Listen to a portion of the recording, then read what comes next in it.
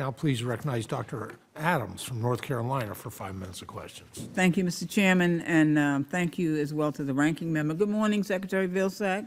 Good morning. Thank you for coming back to testify. I do appreciate the opportunity to speak with you. I appreciate the range of issues that you've raised today, and I want to follow up on them again.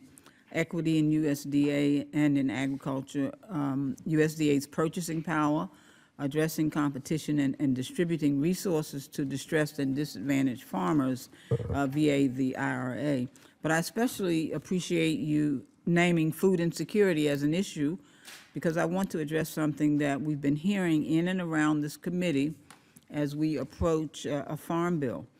Recent pay for proposals have suggested that requiring the Thrifty Food Plan be held cost neutral in future evaluations would save something like $30 billion over a 10-year projection. These proposals have been accompanied by a talking point that says not a single recipient of SNAP will lose benefits. I worry that that's not true. Pulling cuts from future benefits and calling them savings, concluding that there will be no cuts, I think it's just disingenuous. The Thrifty Food Plan is the backbone of SNAP, as it helps to determine the amount of dollars that our neighbors who are enrolled in the program get each month as they face the harsh reality of inflation in the grocery checkout. In my district, participants in my Adams Hunger Initiative, who represent over 30,000 people on SNAP, celebrated the long overdue reevaluation of the Thrifty Food Plan in 2021, and fear any threats to keeping Thrifty up to date in perpetuity could spell trouble. I understand that during previous Thrifty Food Plan reevaluations, an administrative decision was made to hold them cost neutral. And so the consequences of this decision resulted in absurd assumptions about how low-income families would have to stretch their food budgets.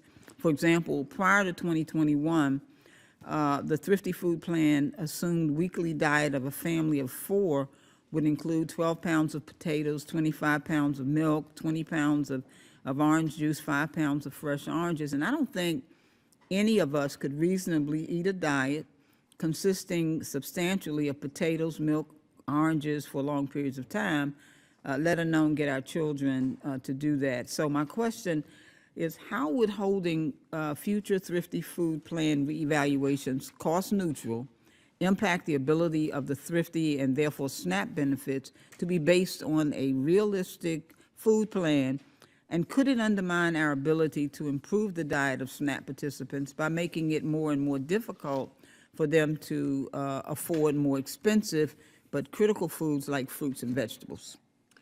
You know, the only data point I have, Congresswoman, is the fact that when we basically looked at the Thrifty Food Plan based on what actually is happening for American families at the grocery store, based on data that was specific, that was based on the scanner activities and information, what we saw was that we were underfunding, if you will, the foundation of the SNAP program to the tune of 20-some%.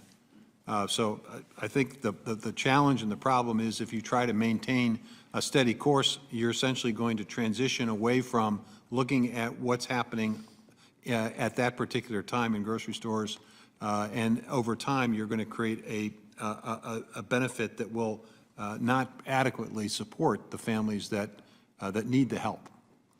Okay, well, thank you, sir. So switching gears a little bit, I'm pleased to see the ongoing commitment to the 1890 and 1994 land grant universities included in your work on Next Gen and your letters to governors with Secretary Cardona about land grant funding, because for too long these institutions have been underfunded. So can you discuss briefly how you would ensure that 1890s are being brought to the table in conversations about future research, education, and extension priorities? We've taken a look at ways in which we can incorporate historic black colleges, universities, and for that matter, all minority-serving institutions in many of our programs. They've taken full advantage of the Climate Smart Commodity Partnership Initiative. You mentioned the Next Gen program. Our Scholars program is at record levels of participation. We've increased research. We've established more centers of excellence at HBCUs. most recently the nutrition, precision nutrition effort at Southern University. We're looking at the possibility of establishing a veterinarian school at the Eastern Shore of Maryland. And so there are, I think, a lot of exciting opportunities for us to continue investing. We obviously need a budget, and we need a farm bill to be able to continue to do Great. that. Well, thank you very much. As a proud HBCU graduate, 1890, 40-year professor at an HBCU, I appreciate all of your support. Thank you very much. Mr. Chairman, I yield back. Gentlelady